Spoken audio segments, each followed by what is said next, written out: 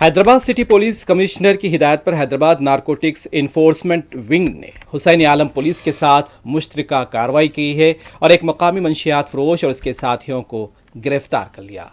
کارروائی کے دوران پولیس نے 120 gram OG، 5 gram cocaine, 27 LSD plot اور 2 موبائل فون اور ایک ماروتی سوزوکی کو بھی ضبط کی ہے، جن کی مجموعی مالیت تقریباً 13,24,500 روپے بتائی گئی۔ گرفتار ہونے والے مقامی منشیات فروش کی شناخت 31 سالہ محمد یوسف ولد محمد شریف کے طور پر بھی ہوئی، جو چار مینار کے بابری علاوہ کا رہنے والا اور پیشے سے ڈرائیور بتایا جا رہا ہے۔ دوسرا ملزم 25 سالہ سمیر بابو بھائی واگھیلا ہے، جو ممبئی کے بیل بازار علاقے کا رہنے والا ہے اور بے روزگار بتایا گیا ہے۔ تیسرا ملزم آدتیہ بتایا گیا۔ پولیس کے مطابق تحقیقات میں انکشاف ہوا کہ محمد سیف اپنے والدین اور اہلیہ کے ساتھ حیدرآباد میں رہتا ہے اور مبینہ طور پر منشیات کی خرید و فروخت کے ذریعے پرتعیش زندگی گزار رہا تھا۔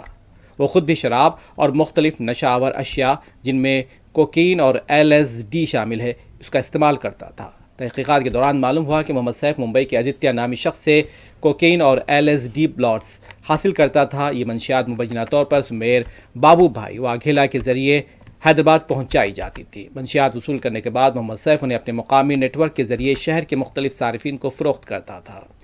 پولیس کے مطابق محمد سیف کے خلاف پہلے بھی 2 مقدمات درج ہیں۔ واضح ہے کہ پولیس کی جانب سے پکڑ لیے جانے پر بچنے کی کوشش میں اس نے کار سے 2 پولیس کانسٹیبلز اور 1 انسپکٹر کو ٹکر دے دی تھی، نتیجے میں وہ زخمی ہو گئے تھے۔